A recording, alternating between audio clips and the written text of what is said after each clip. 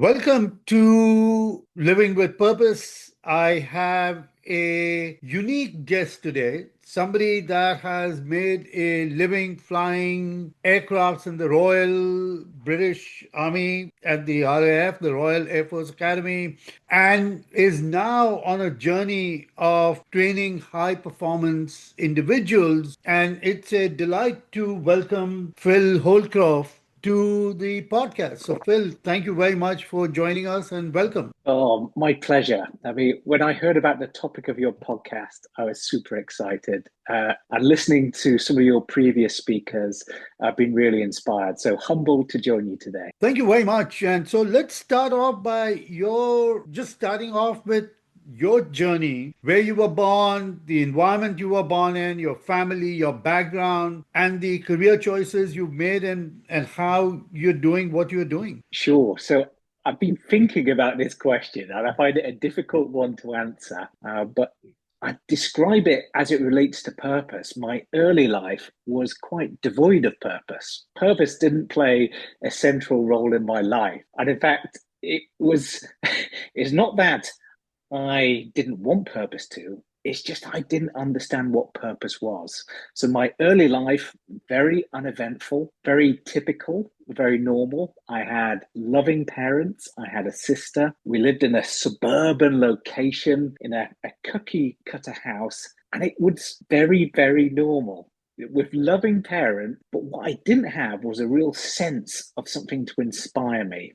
And so life, I would say, was very average, very typical growing up. And it was Well, much most later people do on. that, right?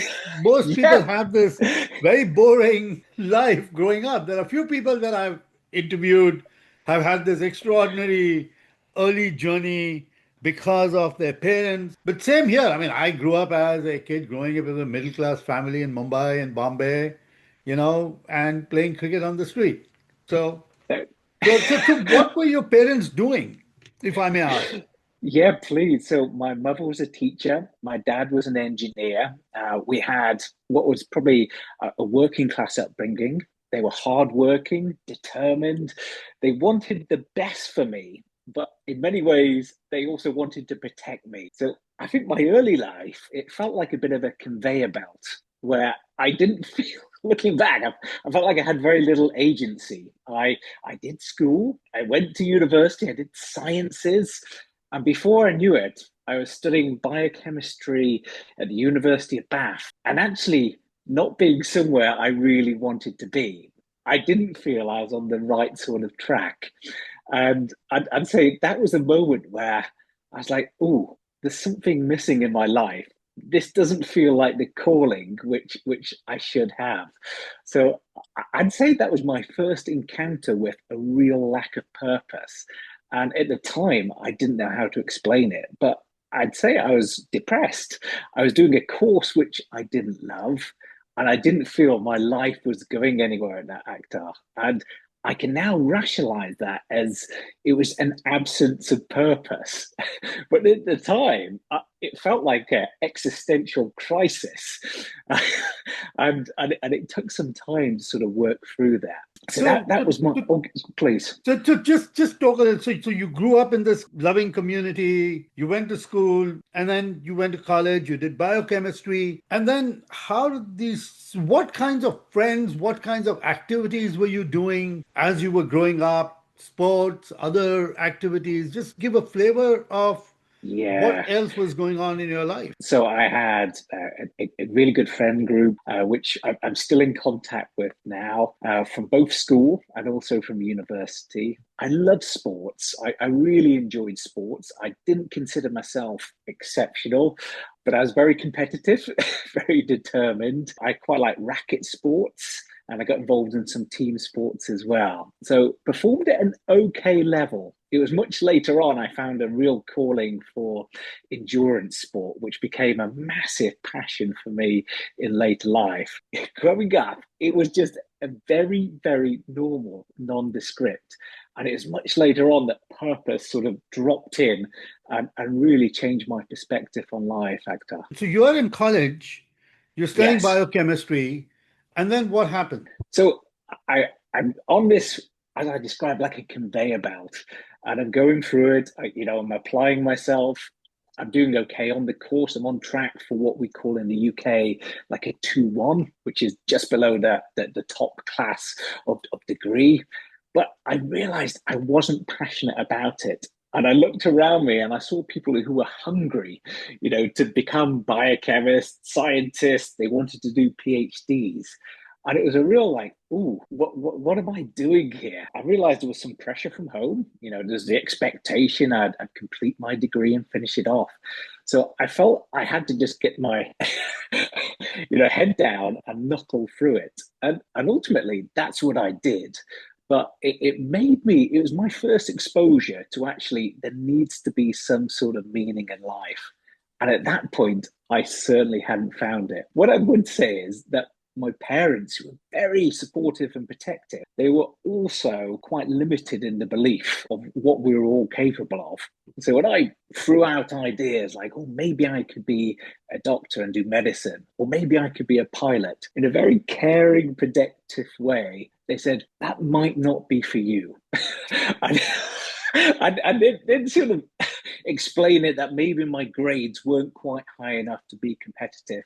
And maybe those sorts of opportunities were for other people. And looking back, I accepted it and I just sort of moved on. And so it was towards the end of university when I was really uncomfortable with where I was going. I started to look around and I thought, you know what, maybe I should apply to medical school. And I managed to get a place at medical school. And I was like, oh my God, maybe these sorts of opportunities are possible for these average people like myself. But I also applied for one job in industry, in the pharmaceutical industry, and it was a very lucrative job. It was a company car, a laptop, and a phone. And in the year 2000, this was an incredible package to have. And I'm really sorry to say, I took the money job at that point. Right. And uh, I gave up this option to do medicine and I took the money job. And at first, it was amazing. A Golf GTI VW car, getting paid a lot of money. But very quickly, the wheels came off. And I realized again, I'd chosen something without any purpose. And that was my second exposure to, I guess, being very uncomfortable, a very meaningless existence. And I guess what I'm describing is I was depressed, Yeah. and I Yeah. didn't have the words to describe it, and that felt a very, very uncomfortable and scary thing to admit to anyone. So here you are, going through these motions, and a lot of us make these decisions, right? I mean, you make decisions that you follow a career path, you follow, a job because it gives you a certain freedom. In your Yes, case, money, car, etc. And it creates the tension. And through that tension, something eventually emerges, right? Because you yes. start becoming very uncomfortable. And through that uncomfort, other things start unleashing. So here you are, you've got a car, you're driving around London. I'm assuming a lot of your job was as a salesperson. Correct. So talk a And little so bit about that journey and how did that then lead to other changes? So looking back, I'm so glad I experienced it. Even though I was desperately unhappy, I felt like I was selling my soul to the devil, literally trying to convince doctors to use my drug over someone else's drug when they're prescribing to their patients. And I just knew it wasn't for me. I just knew. And then there was this glimmer of hope. I'd heard about opportunities in the military. Some of my university friends had joined the army, some had joined the Air Force. And I thought, you know what? Maybe I should have a look at that. And so I applied. I realized it was a very, very long shot. So I applied to be a pilot in the Royal Air Force. And I was very nervous. Again, that sort of voice of my parents saying maybe this is for other people was looming large. And the Air Force took they took a chance on me. They gave me this golden opportunity to join. And I was so nervous about them discovering, depression on my medical records. I'm thinking it's not going to be an opportunity which I can move forward with. But incredibly, they said, yeah, we're gonna give you a shot. And it was like this life changing moment. Everything clicked into place all of a sudden, I was doing something which I loved. All of a sudden, I had found purpose. And it was something which is physically, psychologically, and emotionally challenging and rewarding in equal measure. And what followed was the most amazing 20-year career doing something which I never knew I was always meant to do. And it was when I discovered the incredible power of purpose, or at least started to discover. Talk about that journey. So, what were you doing? Yes, Obviously, you learned how to fly aircraft. yes. So talk a little bit about that service and the training and the capacity building you were doing. So just give us a flavor. And you're probably in your 20s now, right? That's right. Yeah, so I was 24 years old when I joined up, and you go through basic training, which was a good 6 months. This was about learning to lead. It's about teamwork. It's about being an officer in the Royal Air Force. And after that, you then moved on to the flying training. It seems like a dark art to those on the outside. You think, well, how do these people learn to fly these incredibly complicated, multi-million pound aircraft? But it's a very steady learning curve. You're constantly in stretch, but they keep you in stretch. They slowly build up the complexity of the aircraft. It starts off a light aircraft, then a multi-engine, then a faster aircraft, then crew are introduced. And before you know it, you're learning I've just lost your voice, Phil. about weapons armor. And then So, here you yeah, I just lost your voice for a second. So I don't know what is happening with your speakers. okay, can you hear me now? Yes. So if you could just go back to starting from the lighter aircrafts onward. Great. Yeah. So it's a very progressive journey where you're kept right on the edge of your capability. Over time, they ramp up the complexity of the aircraft, starting with a light aircraft, then it's a faster aircraft, a multi-engine aircraft, and then things like weapon systems and crew are all introduced. If at the start of my training, you'd have placed me on the edge of the green zone in the Helmand province in Afghanistan and said, you'll be flying at 50 foot across the green zone at night, one of the most dangerous places in the world. And I said, no thanks. But they very slowly, through world-class basics, build you up to a stage where you're capable of performing to that level. It was incredibly rewarding, very high pressured, high stake, but you had this enormous sense of mission or purpose, and you were surrounded by these incredibly capable and committed individuals. So you had this wonderful sense of camaraderie. And so throughout the career, it was just every single step of it was keeping me in stretch, keeping me developing as a person. I guess it was a relentless period of finding new purpose in different roles throughout my career. So clearly you were flying active missions in combat. So Yes. talk a little bit about that and what was that like while you are obviously expected to perform at the highest level? So I think it'd be wrong to say that no one has fear. I think we all have fear. I Absolutely. think we just learn to control it. And I think what the Air Force and other militaries around the world do is they expose you to that same sort of stimulus, but in a safe way in training. And they get you to a point where actually that's within your capability. It's within your comfort zone. Now, it's not to say that there isn't adrenaline going in. It's not to say there isn't, but you're able to slow it down. You build up the capacity to be able to operate moving very fast and in dangerous environments where people potentially are trying to kill you. Yes, looking back, it's a thrill, it's a buzz, but at the time, it just feels like a very serious job where you've got enormous responsibility, but it's very rewarding at the same time. So talk a little, maybe just for our listeners, a little bit of the flavor of how long were you there? And you Yeah. obviously served in Afghanistan. How long were you there? How did that then evolve into more training and capacity building aspect of your life? So I went straight through training, which took all in all about 4.5 to 5 years. I then did back-to-back tours, first in Iraq, 3 tours, each about 3 months long, and then I did 4 tours in Afghanistan. That was over a period of about 6 years, doing these back-to-back tours where you'd get a rest cycle to retrain out. So quite relentless, quite tiring. Concurrently to that, there was lots of leadership opportunities as well. So you were being progressed as an officer and being given senior leadership responsibility. And I think over time, if I was to describe my identity, if you'd have asked me in my mid-20s, who are you? I'm an Air Force pilot. I was so proud of that. Yes, of But course. but 5, 10 years later, it became about being an officer and a leader. And then towards the end of my career, it was much more about being able to inspire people and support them on their own journey to become the best person they could be. So the identity shifted, but there was a real impactful change in my life, Akhtar, which happened after my 4th tour of Afghanistan. And at that point, my wife and I, we had 2 little girls. Our youngest daughter was diagnosed with leukemia at the age of 22 months. And at that point, everything changed. Life Absolutely. completely unraveled. Not ashamed to admit it.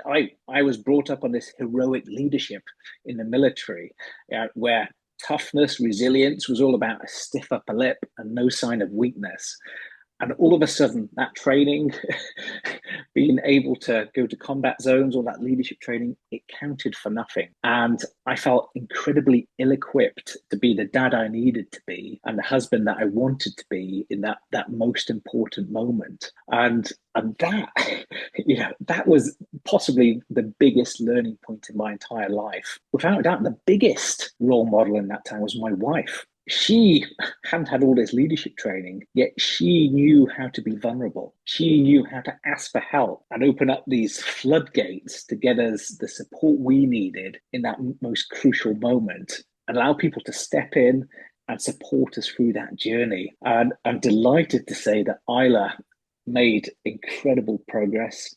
She survived treatment and is now a healthy, happy, courageous force of nature at 13 years old. But I'd say that was the point where I most learned about purpose, even more so than that moment of joining the Air Force. Well, it's first great to know that your daughter is doing well and thriving as a 13-year-old. It's a wonderful age to be at. And clearly, this adversity of different journeys that you've gone through. And clearly, when you're in a war zone, you're experiencing adversity, right? Which is of a different nature than a very personal adversity which has to do with your little child. And Yes, all of that has built up your resiliency. So, talk a little bit about that. you're so right. So I think my understanding of resilience was very naive. At first, I thought it was all about strength and being able to, through brute force, get through adversity, trauma, stress, and difficulty. And in certain circumstances, that works. You can build up a capacity to be uncomfortable being comfortable. But when there's trauma of a different, actually, there's times when you need to ask for help, you need support. And that was the nuanced version of resilience, which I didn't understand. That actually being able to talk about our problems is just as important as being tough and building up this, I guess, this grittiness, the actual ability to either ask for support or have a higher purpose, which is driving you, different elements to resilience. And so for me, after getting Isla through treatment, I've had some serious soul searching to do. First of all, I wanted to connect with Isla and understand the pain, the suffering, the difficulty she'd been through in that really, really tricky couple of years of treatment. But I also wanted to do something to pay back the charities and the people that had supported us in our darkest hour. So it became this series of challenges. So over a 5-year period, I set myself a challenge each year to do something which I thought was right on the edge of the possible. Each year, the events had to get harder, and they were designed to something which I couldn't just complete. I had to try and do to the best of my ability. And they were all in this theme of endurance. So it started off with three marathons in 3 days. It then became a 100-kilometer run the next year, then a 100-mile ultramarathon race in the US. Then this crazy thing called an Ultraman, which is it's a Yeah. I don't know if you've ever heard of it, but it's a 10-kilometer swim, it's a 273-mile bike, and then a double marathon. And then year five had to be something absolutely out there, something which was really outside my comfort zone, and that was rowing across the Atlantic Ocean with a team of four. So that whole journey was so purpose driven.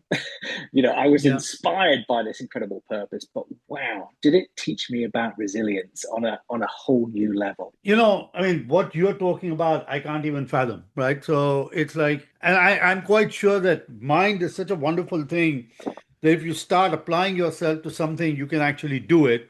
And what you have just informed us is this ability to do these amazing ultra sport or endurance sports or endurance efforts that really shows how the mind can actually overcome the physical pain of doing anything. And that purpose Yes. kind of gets related to that because if you have discovered your why, then all of this kind of becomes a path that you build on to do. So that's just fantastic. So talk about how you've taken all of this experience and how are you applying it to today? If you'd have asked me in my mid 30s what I'd be doing now in my I guess mid 40s, I'd have said I'd still be in the Air Force. That's the career. But actually, that life-changing moment with Isla being poorly, it showed me what I needed and what the Air Force needed were starting to diverge. We had different purposes.